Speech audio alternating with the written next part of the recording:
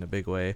But that doesn't really matter, guys. We are in the ZOTAC North American Cup. It's still the best of ones. It is one of the last best of ones. This is before the grid, before all of the best of threes begin.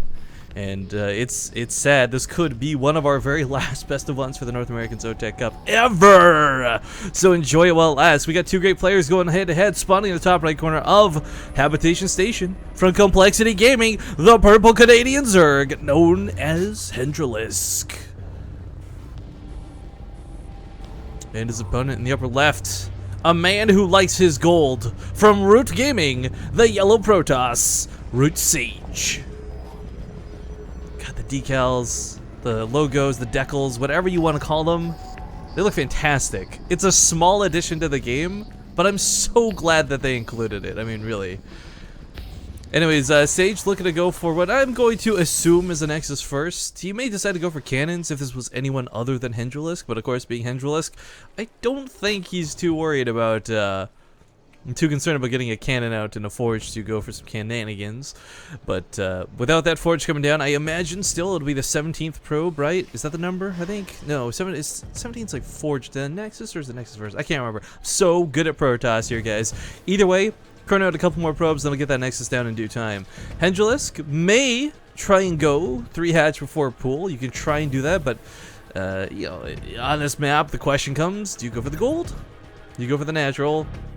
Or not natural, but the regular third. Man, I cannot speak today. I said this yesterday during the Starboat cast. Like, you take 4 days off of casting and you come back and you have no idea what you're saying anymore. But looks like he is going to go for that quicker third. Can't blame him. Again, he sees this on the front lines with the Overlord. He confirms that this is safe. But also, you know, a player like Sage is not exactly a secretive player. He plays in the lane cups. You see him on the ladder quite a bit. I mean, realistically, Hendralisk probably had a pretty good idea, knowing that before even the Nexus went down, it was probably going to be a Nexus first. So with 3 hatcheries and even a gas before pool, Hendralisk is playing about as greedy as it gets, and he will absolutely get away with it. Now, for Sage, a couple questions come to mind.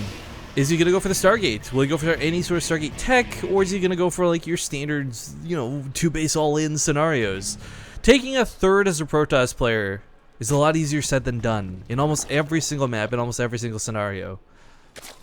Actually, I take that back. Ultra Seam Stronghold is probably a pretty good map to take a quick third on as Protoss, but that being said, still, it's not easy to deal with what could easily be a quick swarm of lings, roaches, what have you. Hendralisk, though, just gonna probably get that metabolic boost quickly, I would imagine, get those queens out to defend. You know, it's not, you can't pull it off anymore to the same degree of effectiveness, but I will never forget, there was a game from, like, Gosu User back in, like, Wings of Liberty where you go, like, 5 hatch before pool, and then he just got a bunch of queens and defended all day with it, and it worked out fine because the Protoss player just couldn't deal with the combination of transfuses and the range damage.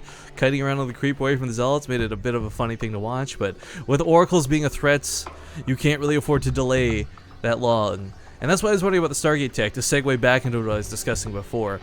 In Europe, more so than Korea and more so than North America, it's really common.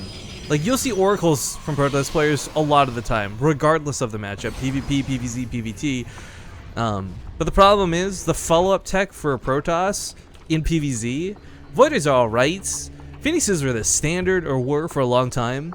And of course, you will sometimes, but very rarely, see Carriers or Tempests. I do reference Kayn versus Titan and Kayn versus Huck. I think it was Huck, maybe? Maybe I'm misremembering which Protoss it was, but still, Carriers and Tempests do exist, and we've seen it in recent days to remind us of it. Zealot and Stalk are going to poke across the map here. There's not a lot to defend with here for Hendralisk, and this is where it gets a little bit worrying. 6 Lings are going to pop. There are some Queens out, but still, this small poking force is quite strong. 2 Queens are going to try and run away from the Zealot until those Lings come out. They need to really just soak the hits of the Zealot so the Queens can move forward and focus the Mothership core. But not even taking the fight, Sage says, alright, I'm not going to fall for your traps, I'm not going to lose anything for free, I will instead fall back and take my third at my gold. So this is a little bit scary, if we're going to be real to talk, guys. When you take a gold base, first off, there's always the risk that it gets taken out really quick. This is a very high priority target. Like, in terms of anything, like, you know, a third base, you take it down as a priority target, of course, but like it's not worth throwing your army away for. A gold base, though, different scenario altogether. Really dangerous to let someone get away with this. This is the difference of like 9 gates versus 11 gates type of thing. Like, it's just, you get the extra economy, you can really sustain that income, and ooh, force field. Okay, it does come down. Angel's not gonna try, not gonna quite get into the base there. Got +1 weapons finishing up here in just a moment's time too. I kind of wish the follow button wasn't broken right now. If anyone knows how to fix that, tweet at me. I will love you forever. Not because I want to be lazy, but sometimes it's just nice to be able to follow a unit and then talk. Oh yeah, sorry, I wasn't reading chat before. Guys, it's totally cool to link other languages. We often try and advertise other people who are casting same cups as us, especially in other languages, because I know not everyone who comes here speaks English. Maybe there's a Quebecian in the audience who prefers some native French. I don't know, what have you. As long as it's not spam, you're welcome to link things in our chat. But do scroll down on the channel and keep in mind, we only have one rule on Base Straight TV. Don't violate it. Anyways, Hendralisk not going to be able to crack this third base anytime soon, which kind of sucks, but he is going to go for Vengeful Sex, which I think is really cool, because on one hand, I say not going to be able to crack the base with the Zealot out of position for just a second. Going to cost a couple probes here. But I was going to say, if there's one staple thing you can really associate with Hendralisk, it's the fact that he really likes, like, you know, ZVT, Roach Drops, ZVP, why the hell not, Roach Drops, maybe Hydra Drops, maybe Ling Drops, I don't know. There's actually a game series that I will never forget. It was Snoot versus Stardust in the finals of the ZOTAC EU Cup. And, you know, knowing that Stardust would always go for lots of sentries, he ended up going for Snoot. That is, went for much quicker overlords with Vengeful Sacks as well as some Baneleys to go for some Bane Rain. Now, I'm not saying that's what Hendralisk will do. And in fact, you will rarely ever see that. But it's cool to know that the option's there. And the Vengeful Sacks actually does open a lot of opportunities that aren't normally available. The scary thing is, though, so you lose half your overlords usually when you go for something like this, so not going to dedicate too much. I would imagine this is probably going to be like 3 or 4 overlords full of roaches coming up here at most. But that's a lot of cannons coming down out of Sage. And while this is an abnormally high amount of cannons to have at 3, which is a weird thing to consider, you got to keep in mind, he's got the gold freaking minerals mining. He can afford to do this. Anyways, creep spread looking pretty mighty fine for Hendralisk. Blink on the way here for Sage. His tech is keeping up quite nicely. A warp prism has been made. That's a lot of stalkers warping in to play defensive games, but moving across the map, he's going to be able to force field off this ramp. He's going to be able to unload the Zealots in the main, and it could prove to be problematic for Hendralisk. Vengeful Sacks has not been revealed yet. Of course, the only way it really gets revealed is if an observer sees everything go into the overlords. It looks like Hendralisk is going to try and bust this down. Again, there's some cannons there, which are a little bit worrisome, but he's got his own drops he has to worry about. Now, the nice thing about having Vengeful Sacks and Pneumatize Carapace is he can actually drop towards his own main if he needs to. But I think for the time being, going to focus here towards the third. A couple overlords may go down to these cannons, but everything being focused, fired on the roaches for the time being. Going to load some more up. So I thought it was going to be 3 or 4 as a small hit squad, but a dedicated attack, and Hendralisk should be able to tear this base down. Now, the defenses have been taken down for sure. I don't know if he'll be able to get the actual base. This Nexus Cannon is proving to be a bit of a problem to deal with. Going to try and unload on top of the Stalkers. I actually really like this move. Not going to allow them to just shell away for free from behind those gateways. Still, the problem remains he lost his main while this was going on. Layer has fallen. Sage has done some irreparable damage here that's going to take some time to repair. Third base at the gold still under fire, or fourth base I should say, at the gold under fire as well. Roaches, though, chipping away at this have taken a good chunk of the economy away from Sage, but it's kind of one of those at what cost moments. He's lost one of his most important bases. He might lose that fourth one as well. Roaches are going to clean up these Zealots, and of course the Lings will add a little bit to the fight, but this base still stands at the end of the day. The Nexus Cannon still firing away. Oh, guys, we got some Banelings.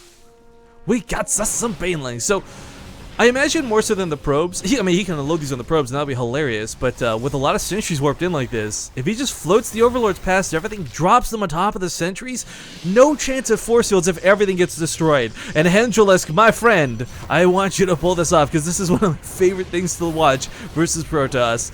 But was going to go for the mineral line, sees a hell of a lot of sentries, says, let's go for it.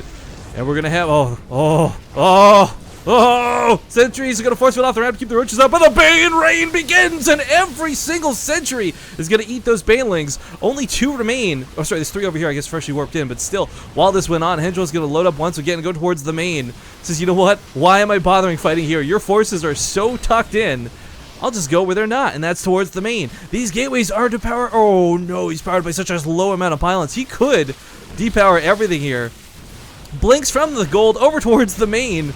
That utility really coming to great effect. A couple of banelings did try and go off towards the middle line. Didn't really get too much for it. Still, 21 workers dead at this point, but a lot of that was that initial roach attack. Hendralisk has got to be careful, though. At this point, again, he never replaced his main. He's still mining happily off of these other bases, but his tech has been somewhat hampered by this, and simply just roaches towards the end of the game. Well, these will hold for now, but as you can see, Colossus will be on the way. Robos in 2 will produce a lot of immortals.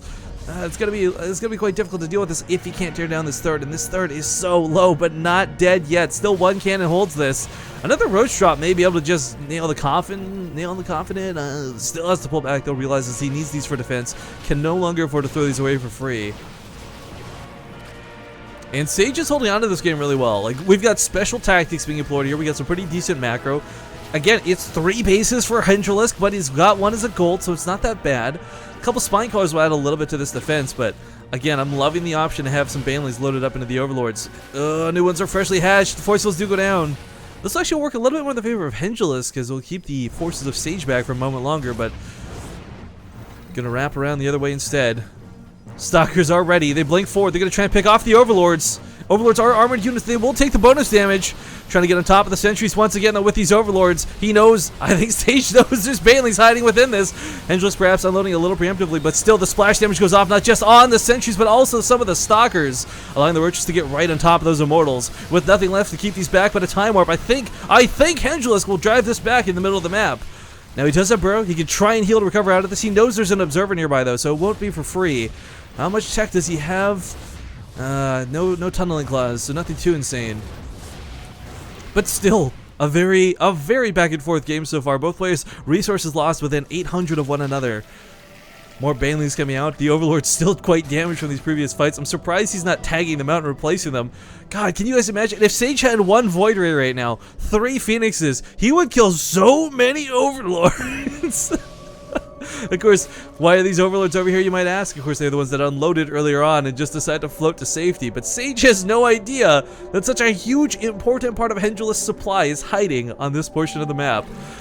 Now, with a very large army supply, guys, you got to keep in mind, Hendralisk's army is a little bit inflated. This is a lot of roaches. This is some banelings. These are units that are not really meant to be durable, long-term units. The Hydralisks being added in is actually are actually really nice.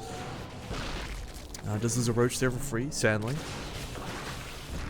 Overlord still being sniped off here. For Sage, it's kind of a gamble. You know there's precious cargo in some of these, but how much and how many? Still a lot of units loaded up into this. Roaches and Hydra's going to try and keep the Stalkers back. There's so many cannons here, though. He can't really fight around this. I don't know if this will work. He's going to go for the drop once again, though, guys.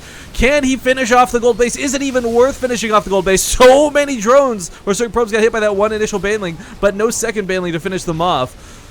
The reason I'm asking, though, is this worth it? Is this base has been pretty much mined out, right? Like, Hendralisk could knock this down, but there's no need to. Sage, though, actually, hold on. Sage is losing the Immortal fight. He's got nothing to buffer for these, so the Hydralisks are tearing through everything. A couple of lings, a couple of roaches. Sage is looking to be in for some trouble. 2 gateways are depowered, and a small handful of roaches could easily burrow to heal up if they need to. Hydralisk pushing forward, and some good blink micro trying to keep Sage in this game. He's got a sizable bank behind this, but it's not by a whole lot. That was a really cool move by Hendralisk. He picks up the Hydralisk to avoid the Immortal fire, but regardless, good game is called, and Hendralisk will secure a slot in the quarterfinals.